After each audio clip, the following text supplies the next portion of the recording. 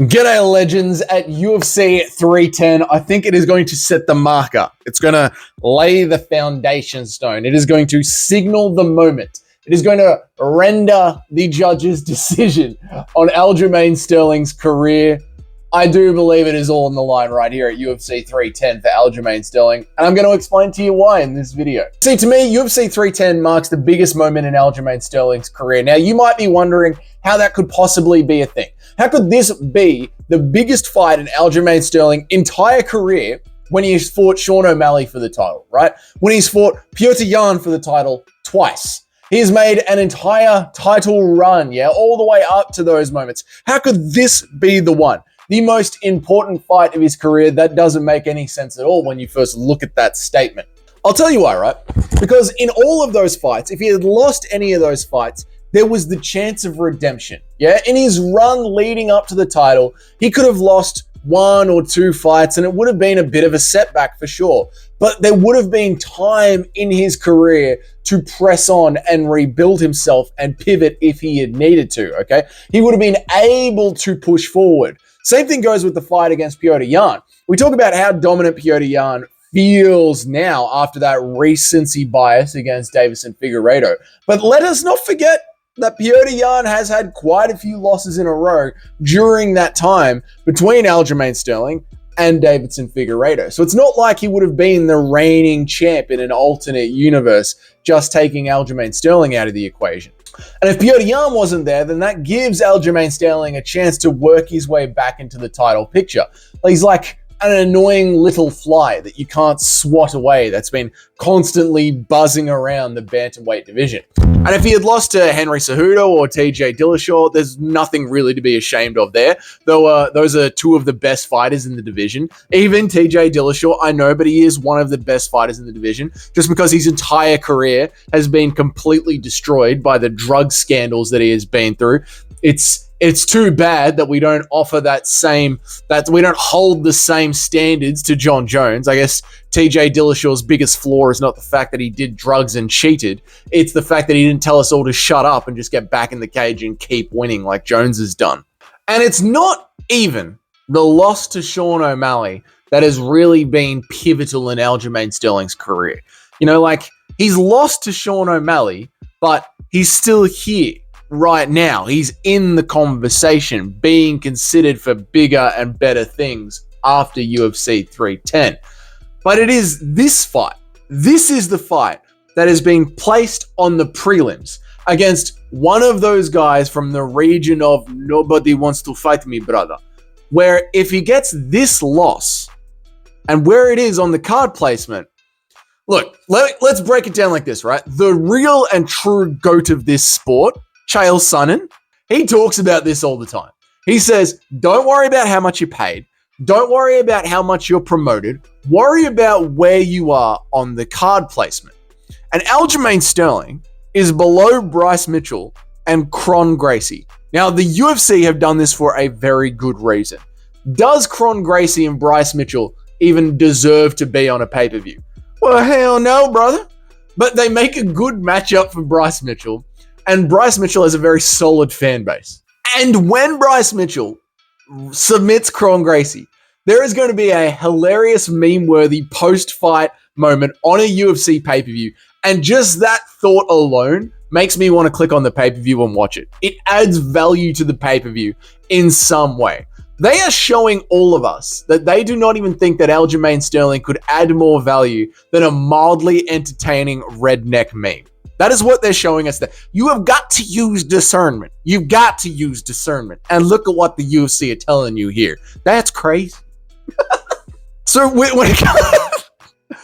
Aljamain Sterling, the company that he is fighting for, values him less than a meme, right? They value him less than the PFL values any of its Bellator champions or the Bellator product at all, or the PFL even values the timing of a good card, right? The UFC value Aljamain Sterling less than Ian Gary values his own self-image. Do you get what I'm saying here? And the reason for this is, it is because he has been a champion before, and there is nothing more devastating to a UFC fighter than the UFC for sure having stats on how many pay-per-views you sell, on how many clicks you get in some of the biggest fights that could possibly be made for you, right? We're talking Aljamain Sterling versus TJ Dillashaw, Henry Cejudo, and Sean O'Malley. They know exactly how much you can make for them. And I'm guessing by the way that they have placed Aljamain Sterling at UFC 310, he makes less money for the UFC than a photo on Instagram of Bryce Mitchell holding a Bible in the Apex. He is less worthy to them than some meme. The UFC probably have a baseline for how many views a nothing pay-per-view does. I'm talking like a UFC 301 or any Amanda Nunes headlined pay-per-view. And Aljo sits right on that average, I would guess. And then you got the opposite side of the coin, right? Which is that the UFC, it likes to invest in stars. You know what I mean? Like, look at Bo Nickel, right? He's not enjoyed by any of the fans. That no one enjoys Bo Nickel except Bo Nickel and the people around Bo Nickel that Bo Nickel pays to be around Bo Nickel.